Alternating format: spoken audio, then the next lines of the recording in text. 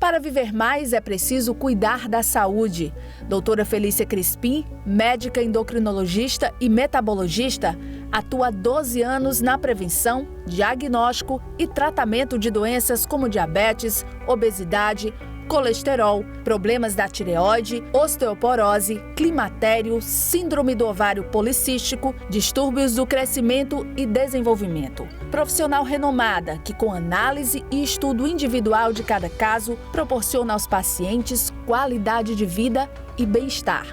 Consultas com atendimento humanizado em um espaço acolhedor e preparado para prestar a assistência necessária com padrão e excelência. Clínica Doutora Felícia Crispim, Rua Bossuet Vanderlei, número 866, no centro de Patos. Telefone 3421-7233.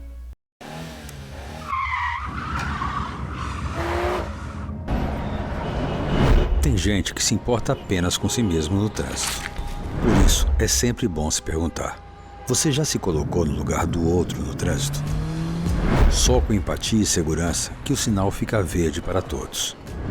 Maio Amarelo. Respeito e responsabilidade. Pratique no trânsito.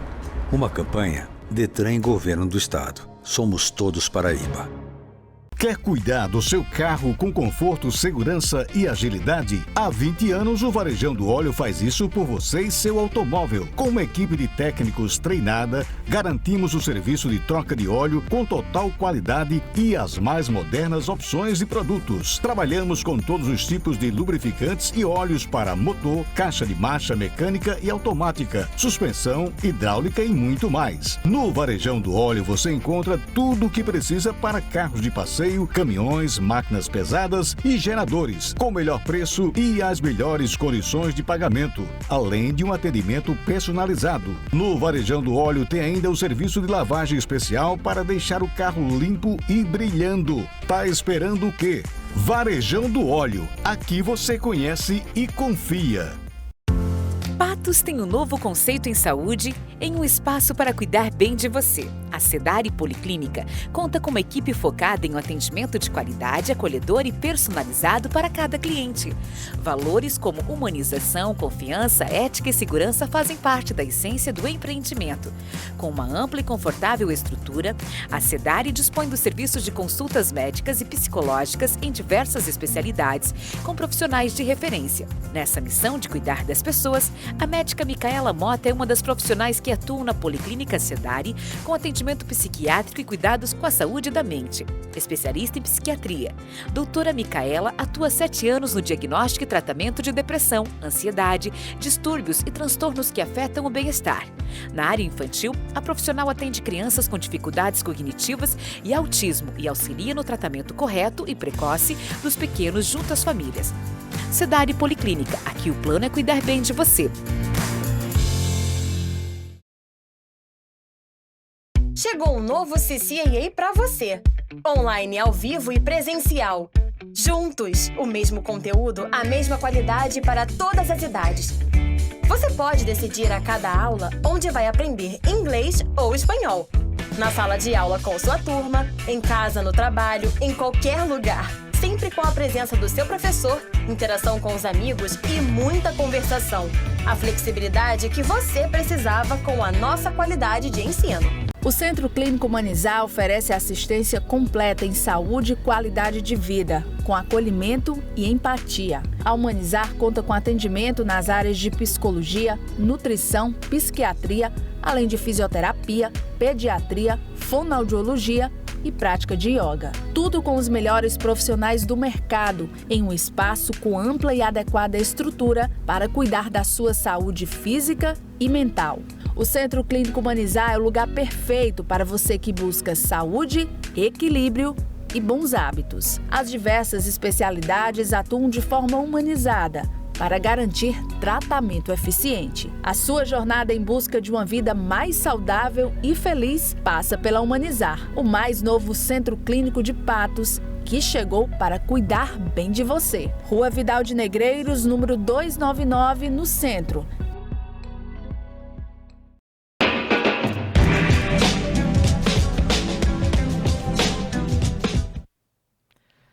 Olá, pessoal! Olá, galera amiga! Sejam bem-vindos, sejam bem-vindas ao programa Funes Cultural de hoje, recebendo um convidado super especial. O bate-papo hoje vai ter muito a ver com cultura popular e também com saúde, gente. É muito bom quando a gente consegue bater um papo bacana com um viés de interdisciplinariedade, beleza?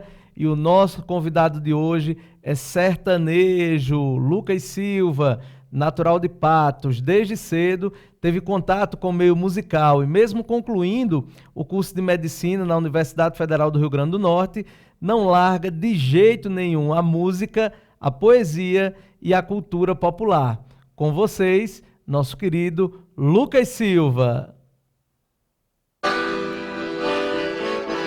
Olá, pessoal! Muito obrigado aí. Privilégio estar participando com vocês da Funes Cultural. Vou começar com música, trazendo a sanfona. Gilberto Gil e Dominguinhos. Por ser de lá do sertão, lá do cerrado, lá do interior do mato, da caatinga do roçar, eu quase não saio, eu quase não tenho amigos. Eu acho que não consigo ficar na cidade sem viver contrariar. E aí eu escrevi uma poesia que diz mais ou menos assim: sob o sol causticante do sertão, sempre fiz meu sustento com labor.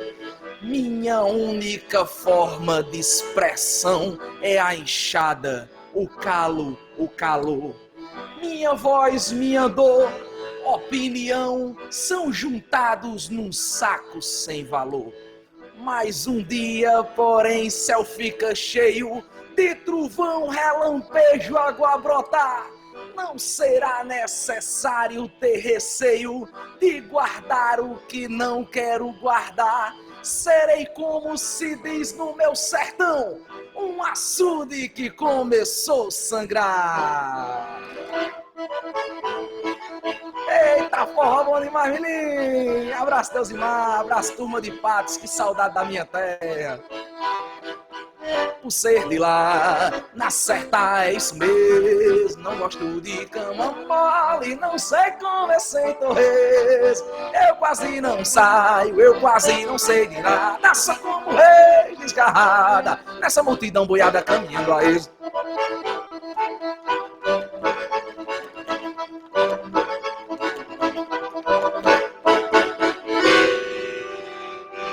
Valeu, minha gente, obrigado. Que bacana, Lucas. Você tem ideia do quão feliz eu fiquei quando você aceitou o convite de participar.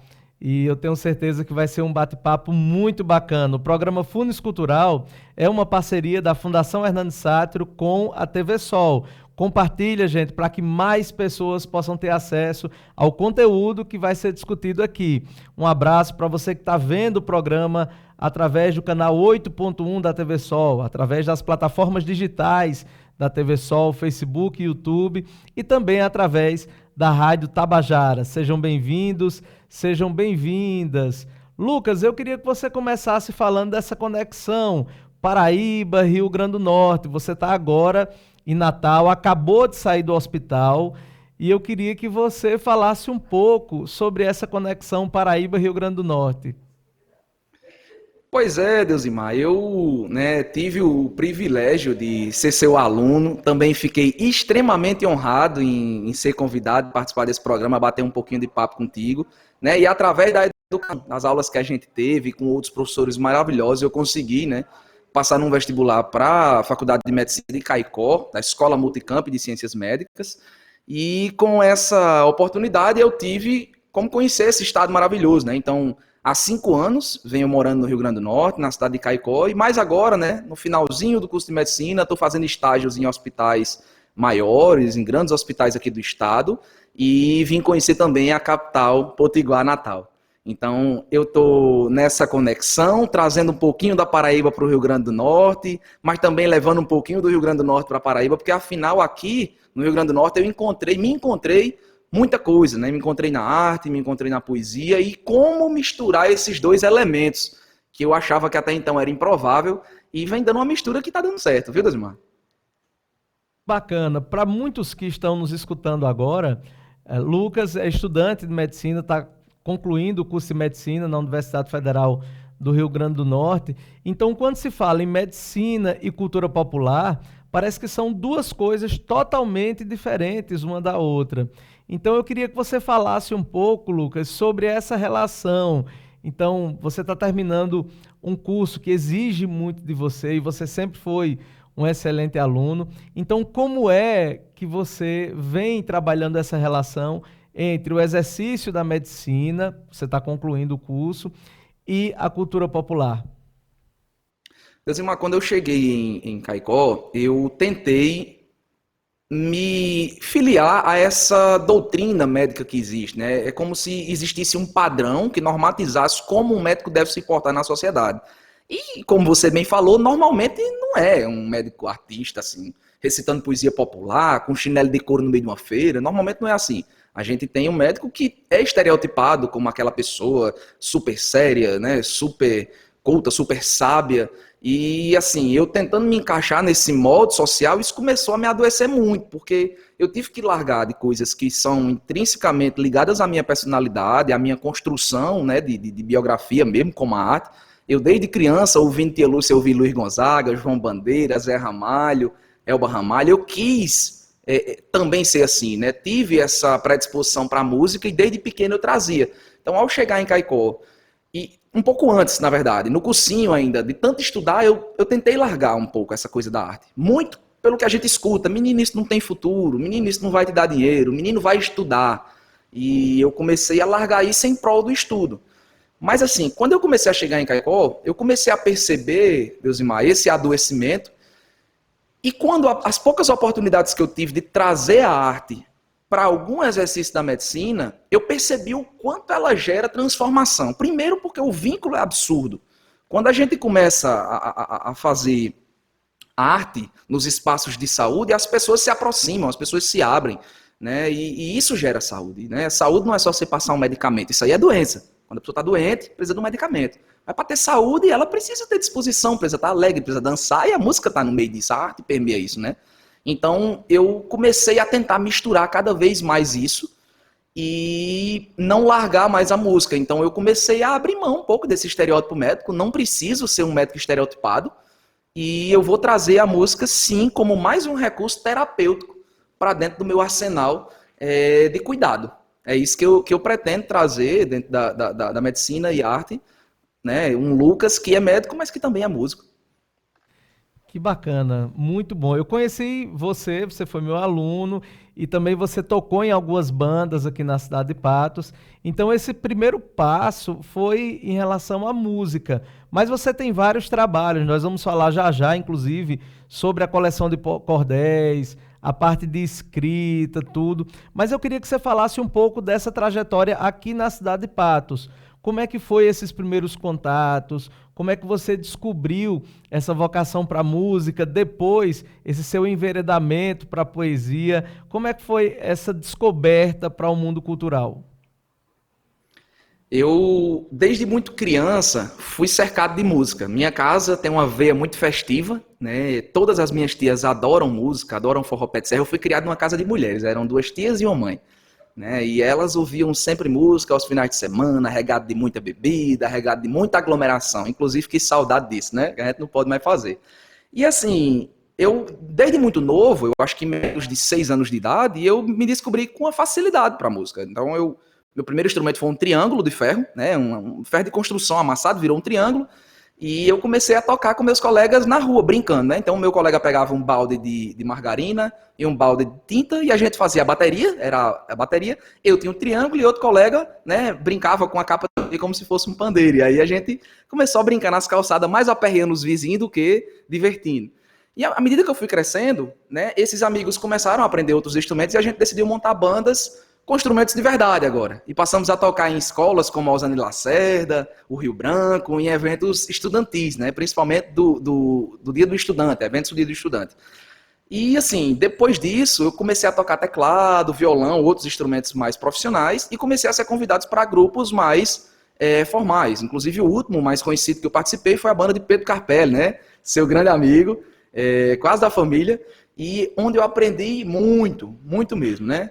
E foi na igreja também, Deusimar. Eu frequentei por muito tempo, né, uma igreja na cidade de Patos, e tive muito aprendizado, principalmente a respeito do canto e de técnicas de piano.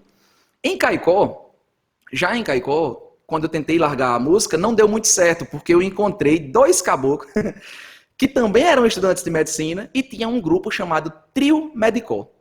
E aí era o sanfoneiro, né? O rapaz triângulo e eu tocava zabumba, e a gente se montou nesse Trio Medicó, e eram 3 estudantes de medicina tocando nos barzinhos, tocando em eventos, casamento, aniversário, tudo no mundo. Então, essa trajetória musical, ela começou a também fazer parte da medicina. Já a poesia, eu acho que ela veio mais de um contato com o Caicó. O Caicó tem uma efervescência cultural muito forte, que me surpreendeu muito. Né?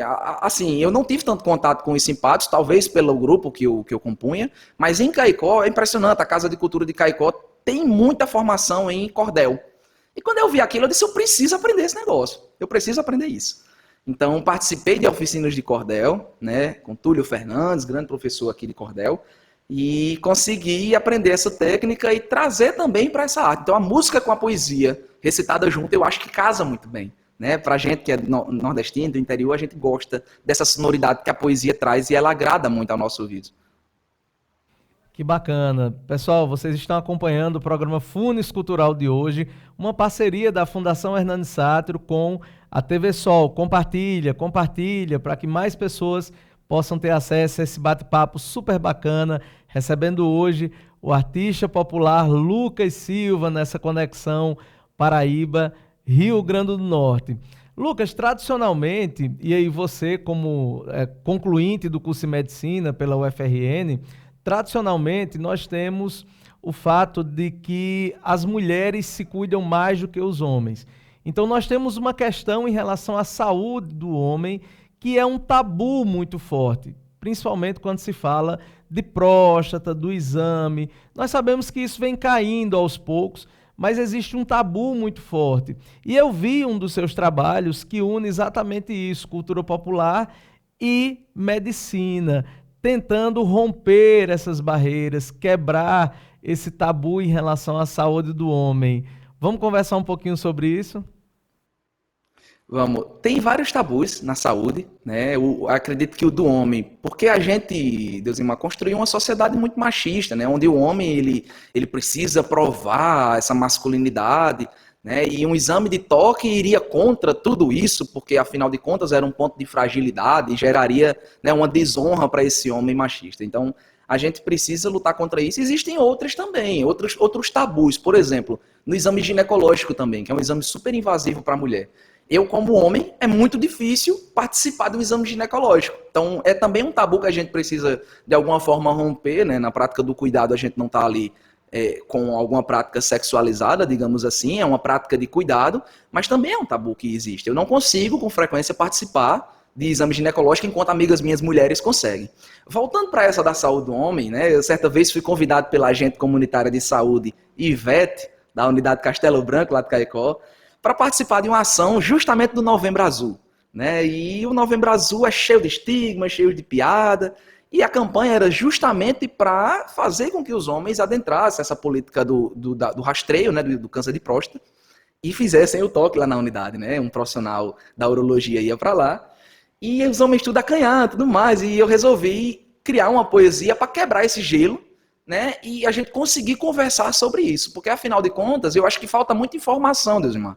E a arte, ela consegue, a gente fala muito da arte como algo que distrai, mas a arte é algo que tem uma potência enorme para informar, né? Porque ela vem de uma maneira fácil, as pessoas abrem os ouvidos para ela, de imediato elas não se fecham para a arte, né? Se fosse uma palestra, talvez, não daria tanto ouvido, mas com a poesia, a gente abre o ouvido.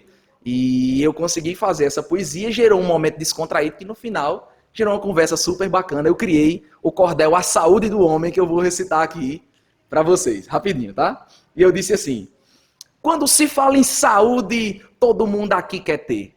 Para ser forte, vigoroso e para nunca adoecer. Para andar, se divertir, fazer o que quiser fazer. Com saúde é muito bom, não se tem nenhum tormento, não se proíbe comer, não sente escurecimento, tem bem mais disposição até para o enxerimento. Mas não basta só querer, pro caba ficar saudável, é bom fazer uns exames, ver se tá tudo estável, procurar a unidade, esse lugar agradável. O segredo é prevenir.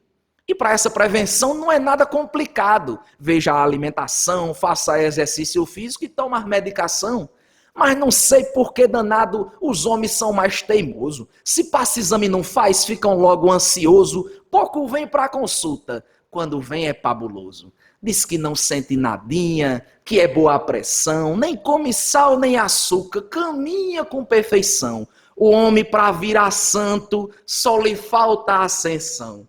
Se o caba se omitir, a quem que vai enganar? Os problemas podem vir e ele só vai adiar. Aí baixa hospital, o doutor manda internar. Não seria bem melhor se antes disso se cuidasse, viesse para a unidade, com a equipe conversasse, fizesse os combinados e para casa retornasse? Como o tema é importante, criar o Novembro Azul. Para cuidar do homem todinho, examinar norte a sul, mas os homens não querem vir, devido ao dedo do médico. Com brincadeiras à parte, de novo eu vou falar. Vamos deixar de besteira e vamos nos preocupar com a saúde do homem para a sua vida melhorar.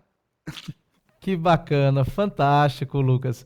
E o que é interessante é que a literatura de cordel consegue deixar todos os temas leves. Através da literatura de cordel, você consegue abordar todos os temas, sejam os temas históricos, sociológicos, filosóficos, mais ligados a coisas que já aconteceram, como também aqueles temas do cotidiano ligados a todas as áreas, não é? Depois desse cordel, Deusimar, foi impressionante, assim, gerou esse gracejo, né? Todo mundo brincando, rindo.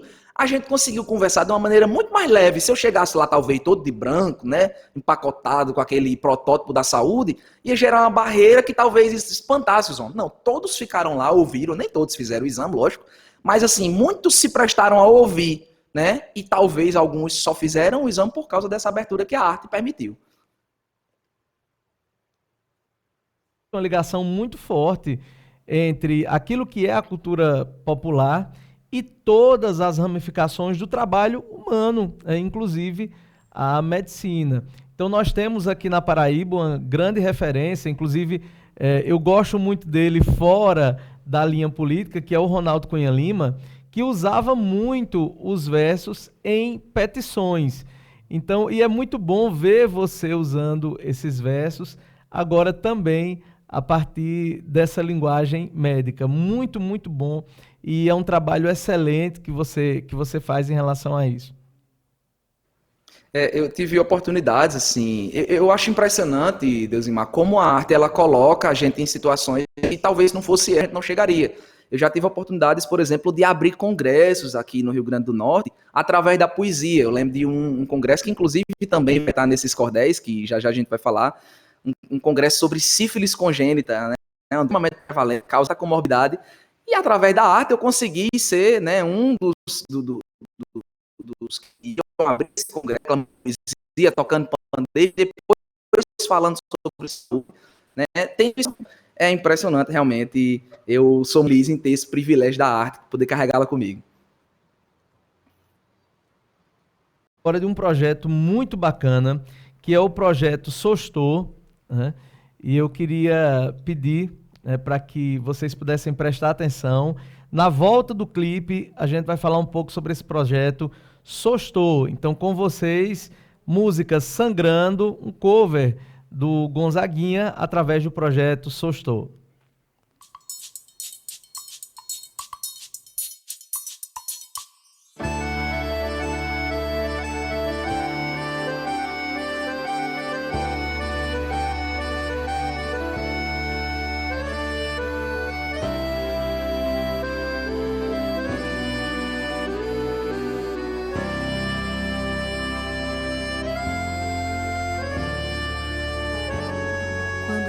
soltar a minha voz, por favor, entenda que palavra por palavra eis aqui uma pessoa se entregando. Coração na boca, peito aberto, vou sangrando.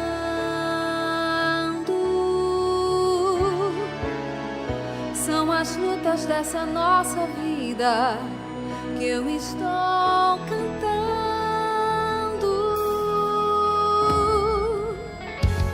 Quando eu abri minha garganta, essa força tanta,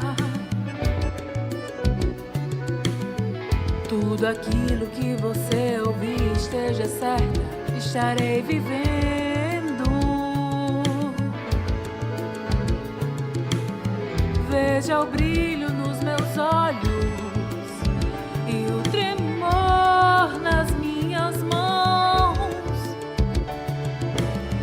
e o meu corpo tão suado, transbordando toda a raça e emoção. E se eu chorar e o sol molhar o meu sorriso,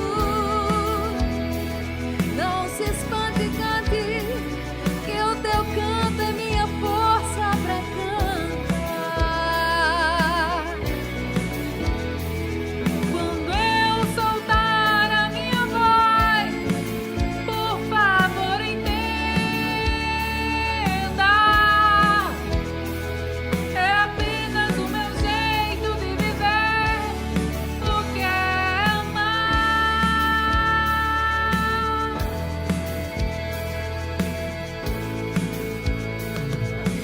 Sob o sol causticante do sertão, sempre fiz meu sustento com labor.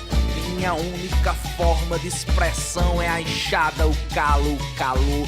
Minha voz, minha dor, opinião são juntados num saco sem valor. Mas um dia, porém, céu fica cheio de trovão, relampejo, água a brotar. Não será necessário ter receio de guardar o que não quero guardar. Serei, como se diz no meu sertão, um açude que começou a sangrar. E se eu chorar e o sal molhar o meu sorriso, Não se espante e cante, que o teu canto é minha força pra cantar.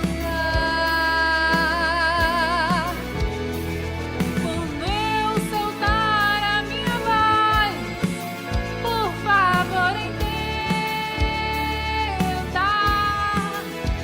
é apenas o meu jeito de viver. É apenas o meu jeito de viver. É apenas o meu jeito de viver o que é amar.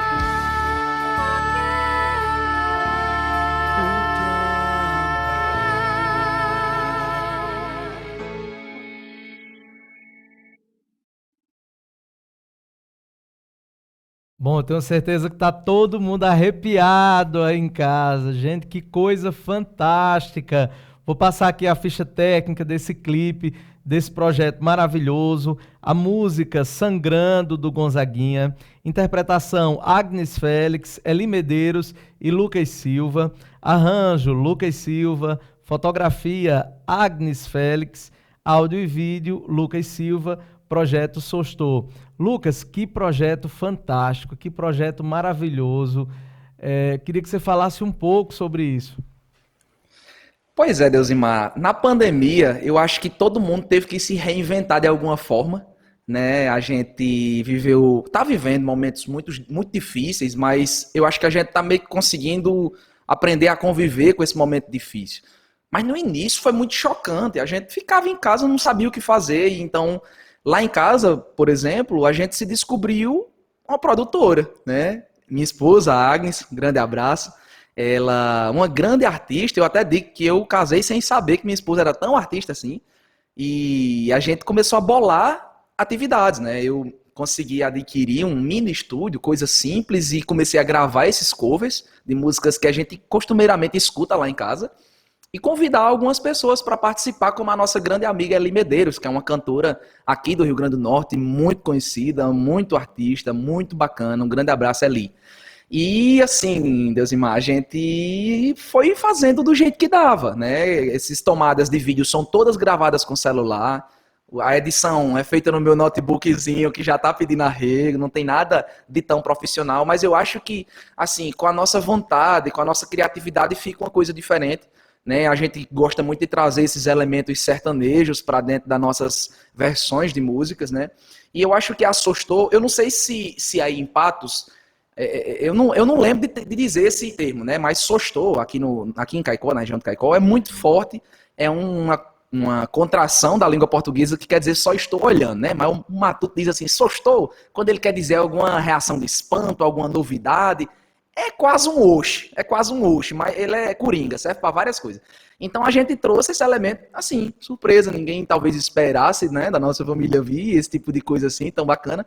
E agora, Deusimar, a gente está transformando a Sostou Produções, o projeto Sostou na Sostou Produções. Então, uma mini produtora, a gente está conseguindo lançar alguns produtos, né, que os mais recentes foram a coleção de cordéis da vida cotidiana, a medicina do sertão.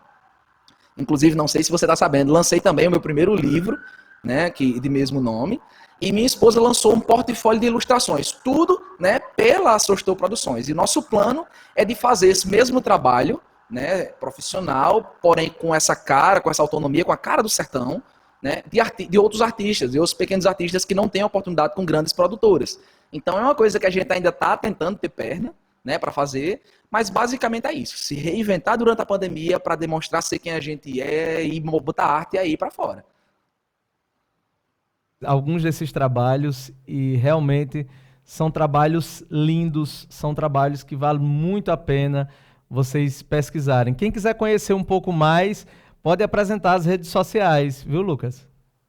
A gente está no Instagram, Sostou Produções, né? Lá a gente tem muito trabalho, estamos focando agora no artesanato da minha esposa, ela está vendendo peças muito bonitas, inclusive eu sou suspeita a falar, mas ela faz uma arte em cerâmica fria, em madeira, em pinturas, então não deixem de conferir, se quiserem adquirir os nossos produtos. No YouTube a gente também está com a Sostou Produções e tem vários clipes como esse que Deusimar acabou de mostrar e outros que a gente inclusive está planejando lançar agora, ainda no mês de maio. E a gente também tem várias lives musicais que a gente pôde fazer, né? Porque acabou que a Sostou virou tudo, né? Produtora, editora e agora também banda. Então a gente também está fazendo muito forró pé de serra. Eu toco sanfona. A Agnes Félix, que cantou nesse vídeo, é minha esposa. Ela toca triângulo e canta na banda. Então tem lá várias coisas dessas. Então não deixe de nos procurar nas redes sociais. E essa música, Lucas, ela é muito forte, né? O Gonzaguinha tem essa ligação, apesar de ter sido criado naquele eixo Rio-São Paulo, mas ele tem uma ligação muito forte com o Nordeste, não apenas pelo nome, mas por essa coisa forte da música. Sangrando, do Gonzaguinha, eu acho que foi a primeira música que eu chorei ao escutar. Então essa música ela é muito forte, e essa pegada, esse projeto, esse cover ficou fantástico pela força e pelo poder dessa música. Eu não pude deixar de tentar fazer uma interpretação dessa música, talvez por uma ótica que Gonzaguinha nem imaginou, não sei. Mas eu acho que a arte cabe isso, né, Deus? A gente olha e baseado no nosso contexto, na nossa leitura, né, na nossa cultura, a gente interpreta de uma forma e eu vendo aquela coisa assim, né, quase que um grito preso na garganta de alguém que precisa falar alguma coisa, mas talvez não consegue. E no ensejo dessa música eu criei essa poesia, né, onde eu digo sob o sol causticante do sertão, sempre fiz meu sustento lá.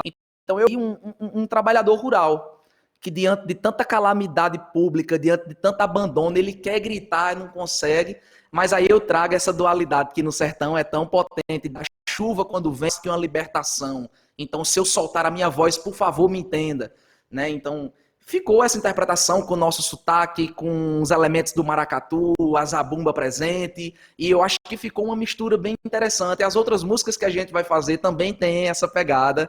Eu espero que quem acessar continue seguindo a gente e goste também dos novos projetos que estão por vir. Bacana, deixa eu deixar você feliz um pouquinho, viu? O dia todo chuvoso, viu, aqui em Patos hoje. Hoje foi um dia de brejo Meu Deus do aqui, céu. viu? A Só para Jurema você já ter deve mais tá toda saudade. florida. A Jurema deve estar toda florida. Vou já conferir minha Paraíba. Que saudade. Pessoal, vocês estão assistindo o programa Funes Cultural, que é uma parceria da Fundação Hernando Sátiro com a TV Sol, recebendo hoje o artista popular Lucas Silva, já também médico Lucas Silva, nesse bate-papo bacana sobre medicina e cultura popular. Lucas, vamos falar da coleção de cordéis. Gente, coleção de cordéis da vida cotidiana, a medicina do sertão. Que trabalho fantástico, Lucas. Pois é, Deusimar.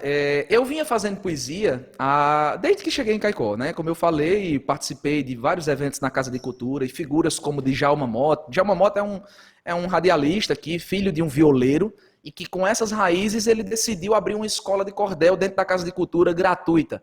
Então ele forma, sei lá, dezenas de cordelistas por ano, né? Agora na pandemia diminuiu muito.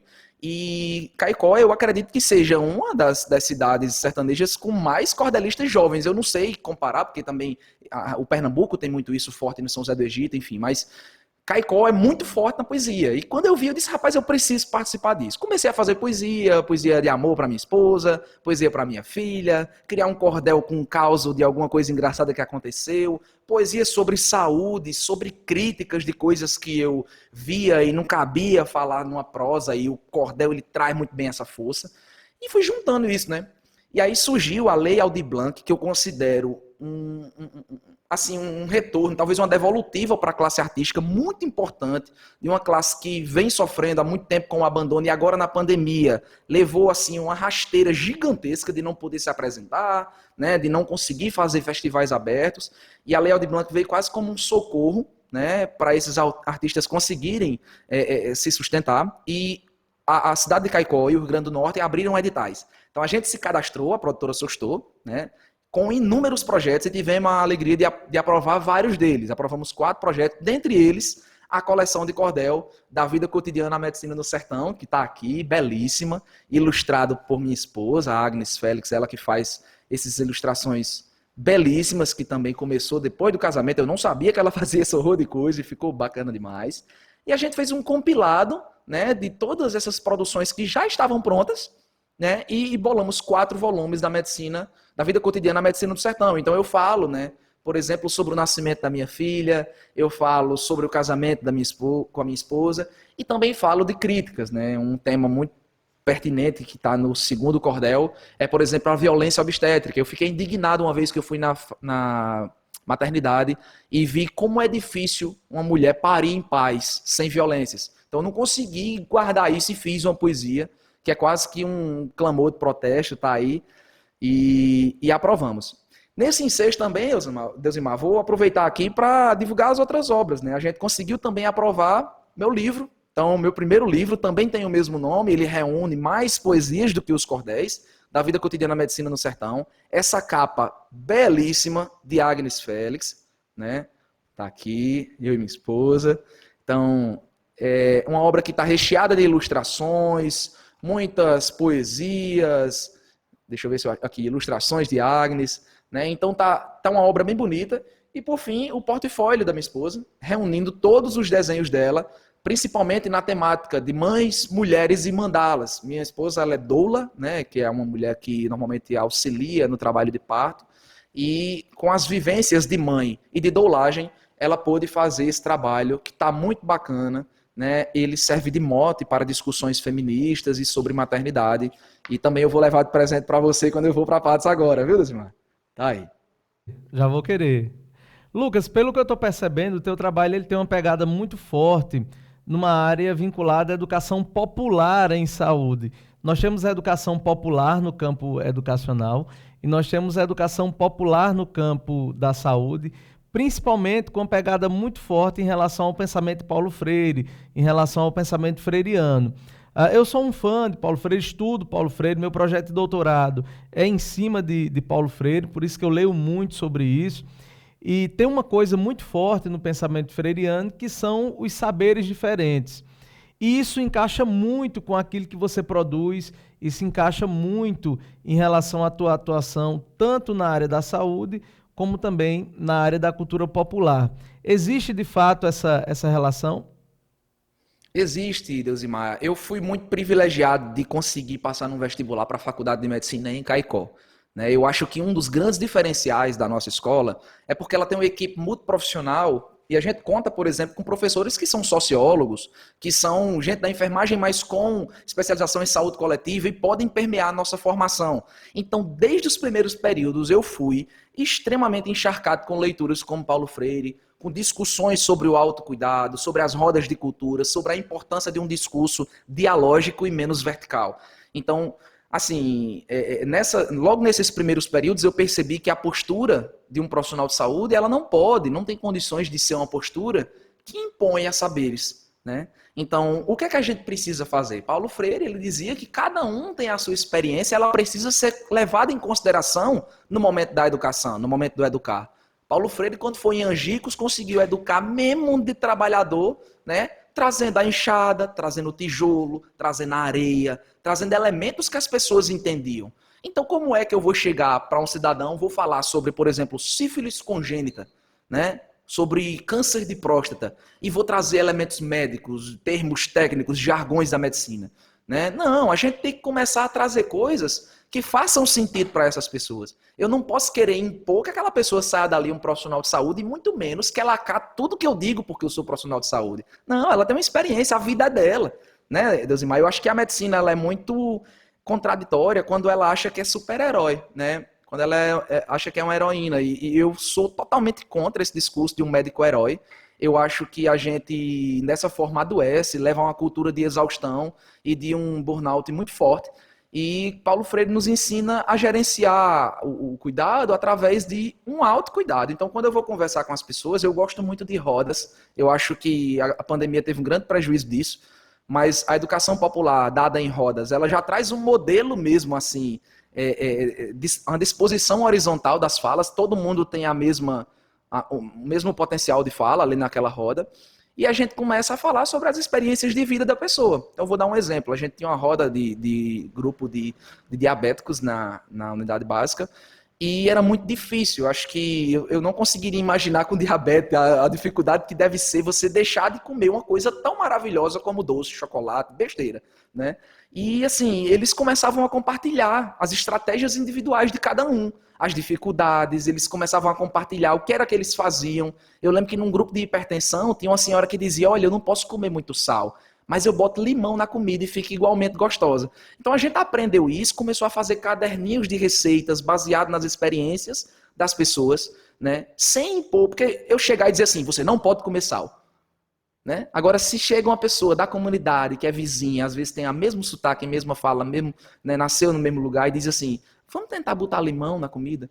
Então a gente, dessa forma, institui um autocuidado, fazer com que a pessoa reflita sobre sua situação de saúde, reflita sobre suas práticas, podendo, por exemplo, trazer os chás, trazer a reza, trazer as simpatias. Inclusive, eu até lembrei de uma poesia que está aqui, eu vou tentar encontrar enquanto eu vou falando, e se você me der um espacinho eu vou recitar, onde eu falo, num trechinho eu falo sobre isso, que as pessoas elas precisam aprender a se autocuidar, e não é o discurso do médico dar um carão, que é tão famoso, eu vou levar você para o médico para ele lhe dar um carão. Levar para mim eu não vou dar carão em ninguém.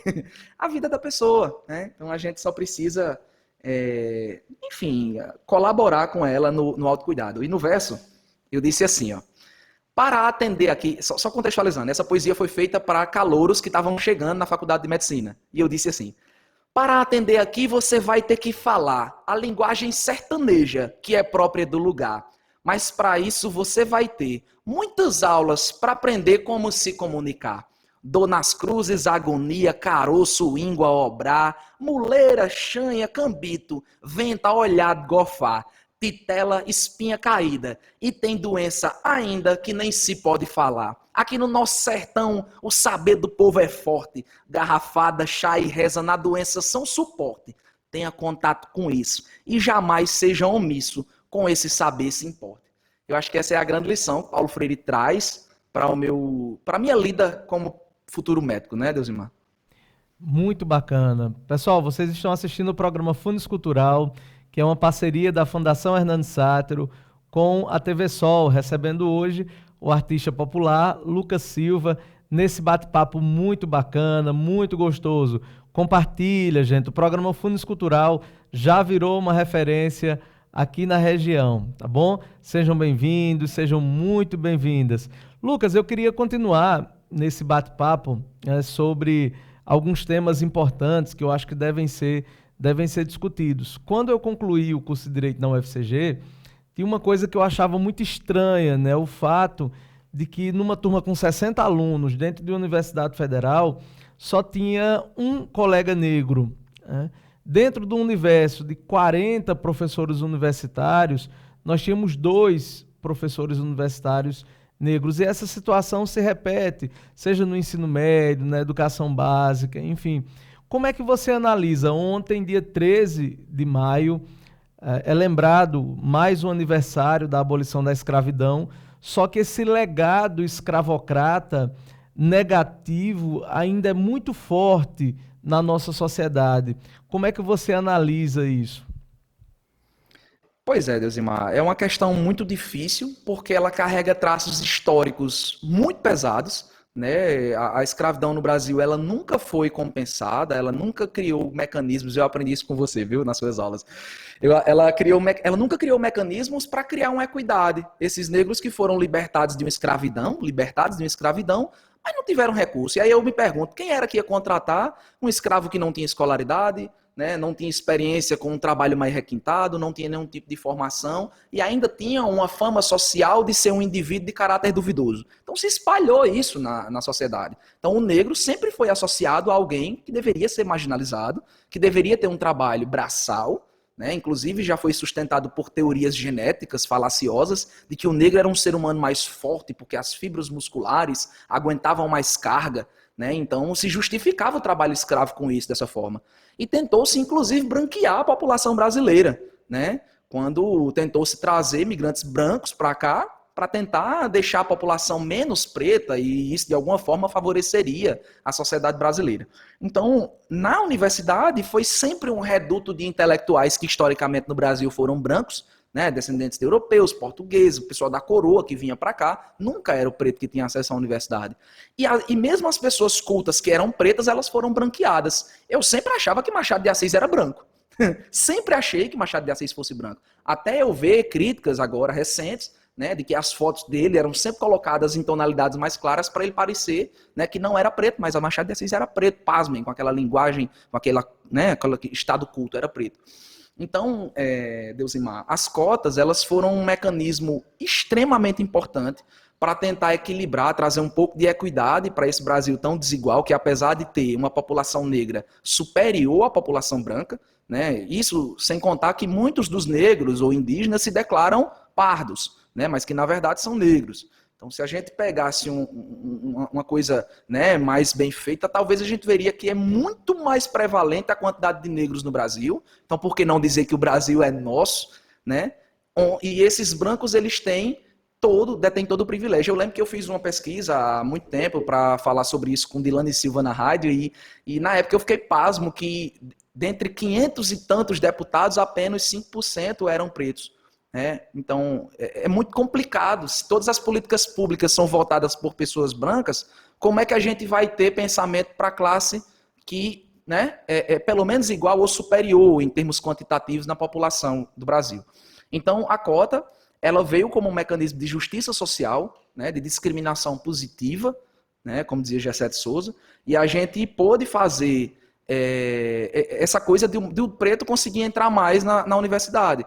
Mas esse mecanismo, ele não necessariamente ajudou o preto a sobressair, Deusimar, porque quando a gente chega na universidade, a gente escuta muita coisa, né? É como se a cota ela fosse uma colher de chá, é como se ela fosse uma facilitação, né? Ele não entende isso como uma dívida histórica, e acaba que o preto sofre preconceito dentro da universidade. Então ele é taxado de burro, ele é taxado de que não consegue acompanhar o ritmo acadêmico, ele é taxado de que a média da universidade foi baixada para que o preto conseguisse acompanhar. Isso não é verdade, né? Eu trago como exemplo individual, é muito perigoso a gente usar exemplos individuais em situações que são generalizadas. Mas eu fiquei pasmo outro dia, eu vou dizer isso porque a gente sempre traz exemplo negativo, mas eu vou trazer um positivo. Eu fiquei pasmo outro dia de olhar minha nota, meu rendimento acadêmico, e eu estar entre os 3% de nota mais alta dentro do meu curso. E eu sou um cotista, eu sou preto, eu estudei na escola pública. E por que a gente não consegue? Eu vou ser tão bom médico, tenho certeza disso, quanto qualquer outro branco. Agora, a gente precisa dar oportunidade para o preto chegar lá. A gente precisa formar preto, a gente precisa dar qualidade de vida. E até isso chegar, a gente tem que ter educação, não é bala. Não é entrando em cima de favela e metendo bala como teve esse genocídio no Jacarezinho agora. Então é questionável, Deusimar, se a escravidão realmente acabou ou se ela foi disfarçada. Porque a gente continua vendo o povo preto ser tratado como inferior. O abrigo inviolável que é o lar não existe numa favela. A polícia chega dando chute na porta, invade a casa sem mandato e mata pessoas pretas na cama de uma criança, como a gente viu no Jacarezinho, e eu fiquei extremamente consternado pensando que podia ser na minha casa. Né? Então, até quando a gente vai ter uma polícia que mata preto? Até quando a gente vai ter um Estado que vê o preto como inimigo? Até quando a gente vai ter um Estado que não educa as pessoas que são pobres, não tem uma escola pública robusta para que as pessoas tenham como competir igualmente com o branco que está aí, né, na escola particular, que é diferente demais. Eu tinha um professor de história, Deusimar, no meu cursinho eu vi, né, 4 professores de história. Olha que desigualdade. Eu fiquei besta quando eu cheguei ali no cursinho do GEL e pude, né, ter 4 professores. Eu sugava tanto ali que eu fiquei um ano estudando, eu quase fico louco de tanto estudar, me isolei, adoeci para poder acompanhar o ritmo, mas consegui. Então eu acho que a gente precisa fazer isso com mais pretos, porque eles têm capacidade, mas precisa de oportunidade, renda, educação e comida. Essa negativa de direitos não é uma questão de interpretação para você que está nos escutando, para você que está nos vendo agora. São dados, né? Quando a escravidão ela acabou no Brasil, lá em 1888, foi retirado qualquer garantia de inclusão desses negros na sociedade. A primeira medida reparadora ela só acontece 100 anos depois, a partir da Constituição Cidadã de 1988. Numa das pesquisas, Lucas, que eu fiz, uma das coisas que mais me chocou, né, num dos trabalhos de especialização que eu já fiz, foi quando eu pude perceber que algumas escolas do Sul e do Sudeste colocavam como propaganda o fato de não aceitarem negros. Então, ó, venha para essa escola aqui, essa escola é melhor porque ela não aceita negros. Então, há uma negativa em relação a direitos sociais básicos, mas a negativa relacionada à educação ela é muito forte. E ela é muito forte em relação à população negra. Dá um dado, por exemplo, que um jovem entre 14 e 27 anos negro tem muito mais chance de morrer de morte violenta do que um jovem branco na mesma idade. Então isso não é opinião, né? Isso são dados que são apresentados. E essa tua fala é muito essencial nesse sentido e eu te agradeço muito por isso.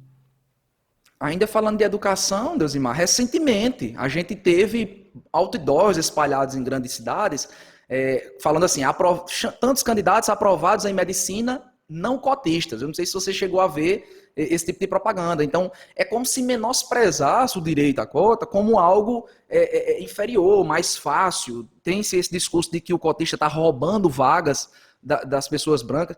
Então, assim, a gente tem a política pública, a gente tem tentado praticar, né? Hoje não tanto, em governos anteriores a gente estava tentando praticar uma equidade melhor para se aproximar um pouco de justiça social, mas a sociedade ainda continua destilando ódio, né? Além de destilar ódio, a gente tem também o próprio preconceito que ele é institucional. O preconceito institucional, basicamente, ele faz coisa, é muito interessante isso, porque a gente, conversando com pessoas, diz assim, não, mas eu não sou racista, né? E é muito complexo você não ser racista sendo criado no Brasil, né? Porque cotidianamente você foi criado sendo, né, onde o preto ele era o bandido, onde o preto era o favelado, onde o preto era...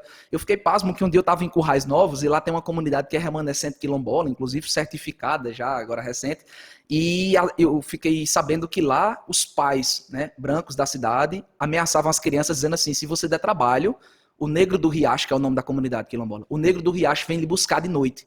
Quer dizer, então trata o preto como uma figura talvez até mal assombrada, ruim, quase que diabólica, né? Então, assim, é complexo. Além disso, os lugares que ocupam na sociedade.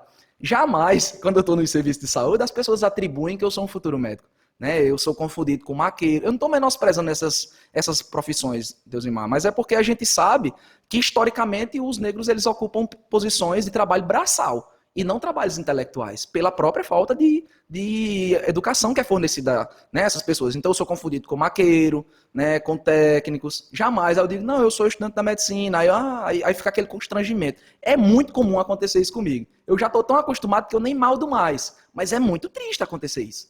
Por que a gente pensa assim, não é? Será que nossa educação está sendo bacana? Será que a gente pode continuar passando isso de geração em geração para nossos filhos? A gente tem que mudar isso, né? Nosso Brasil, como eu disse, ele é mais preto do que branco. Não faz sentido nenhum, né, esse tipo de racismo, e é inadmissível que em pleno século XXI a gente esteja morrendo tanto pela nossa cor. Pois é, gente, nós estamos chegando no final desse bate-papo muito gostoso, Lucas. Eu quero te agradecer muito. Esse foi um dos melhores programas que nós fizemos até hoje. Cada sexta-feira nós estamos superando com um convidado melhor do que o outro. E assim, esse bate-papo foi muito bacana. Passaram por aqui, Lucas, inclusive uma galera que você é fã, uma galera que você admira. O programa Fundos Cultural tenta dar exatamente esse protagonismo para a galera que está produzindo cultura. Então, toda sexta-feira, esse programa já virou uma referência aqui. Só que antes da gente terminar, tem uma pessoa que está querendo participar. Lucas, pode ser?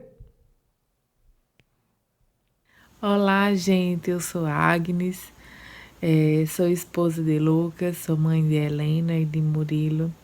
E eu venho aqui para falar um pouco sobre Lucas, que eu tenho tanto orgulho. E sou tão feliz por compartilhar a minha vida com ele. E eu me sinto muito, muito, muito honrada de ter encontrado o Lucas, porque por causa dele eu me encontrei na arte. Por causa da arte dele, ele fez florescer a arte em mim, a arte na nossa família. E ele é um exemplo de luta, é uma pessoa que levanta suas bandeiras com maestria e que tem muito para contribuir com todo mundo que está à sua volta. E não só à sua volta, né? Com o mundo no geral. Então, assim, escutem o que esse caba tem para falar, que ele é um visionário e que tem muito para contribuir com a gente. Então, eu sou muito, muito, muito feliz e muito grata por ter Lucas na minha vida e por ter construído a família que nós temos. E além da nossa família, também ter construído tantos projetos na nossa produtora, no Sostou Produções. E eu só quero agradecer por ele me fazer tão feliz. E eu só não podia terminar de outra forma, que é dizendo assim: eu gosto tanto de você que até prefiro esconder. Deixa assim ficar subentendido. Pois é isso, gente. Um cheiro. Obrigada. Te amo, amor. Menino, E aí, que Lucas? surpresa, rapaz. Fiquei todo emocionado. Rapaz, eu não esperava de jeito nenhum. Que surpresa bacana. Tô aqui todo marejado. Tá Obrigado, meu bom, amor. Te então, amo. Essa música é a Lucas, música da gente, rapaz. encerrando o programa Fundos Cultural de hoje, quero agradecer mais uma vez a sua participação e você vai encerrar o programa Fundos Cultural de hoje, viu? Encerre do jeito que você achar melhor. Gente, muitíssimo obrigado. Muito feliz de estar voltando, né? Mesmo que virtualmente, para a cena patuense, a cidade que eu nasci, a cidade que eu amo, a cidade que eu quero cada vez mais estar presente, né? Muito obrigado, Deusimar, uma pessoa que eu admiro profundamente, que moldou parte do meu caráter, parte da minha personalidade através da educação, um cabo arretado que eu admiro demais, né? Então, muito, muito, muito obrigado. Quero participar mais vezes de outros encontros semelhantes a esse. E para terminar, né, gente, eu gostaria de dizer que acessem nossas redes sociais, Sostou Produções, procurem no YouTube, no Instagram, Sostou Produções, e vou fazer música e poesia aqui, trazendo uma música gracejada que reflete um pouco da nossa conversa de hoje, uma poesia de Pedro Cardoso que diz assim: aprendi a cantar sem professor, com a graça de Deus nasci completo. Você vem me chamar de analfabeto, exibindo diploma de doutor. No congresso em que eu for competidor, em você eu vou dar de 10-0. Bastião, vou lhe ser muito sincero, se eu deixar de cantar não sou feliz. Ser poeta, eu sou porque Deus quis. Ser doutor não sou, porque não quero. Perdi o vestibular de medicina. Mamãe ficou zangada. Não sei, mas talvez seja muito novo pra aprender a aceitar penicilina. Eu sou nervoso, eu tenho medo de ver sangue. Minha família quer me ver na cirurgia, costurando quem vem lá do Bang Bang, que aparece na TV, pois acontece todo dia. Pra ter um anel no dedo, um DR no nó, ser um grande homem feliz e famoso, mudar de repente meu comportamento tão escandaloso. Casar com uma virgem que nem tia linda, não me envolver com essa tá companhia que não se penteia, frequenta cadeia e lugar perigoso. Eu tenho medo da polícia e de bandido, alergia a político safado, e um irmão que não me sai do pé do ouvido, me dizendo que eu devia estudar pra advogado, e outro diz pra estudar engenharia. Mesmo sem ter vocação, eu digo esqueça, lhe pergunto se esse mestre gostaria que o prédio que eu fizesse lhe caísse na cabeça. Valeu, minha gente! Projeto Sou Estouro.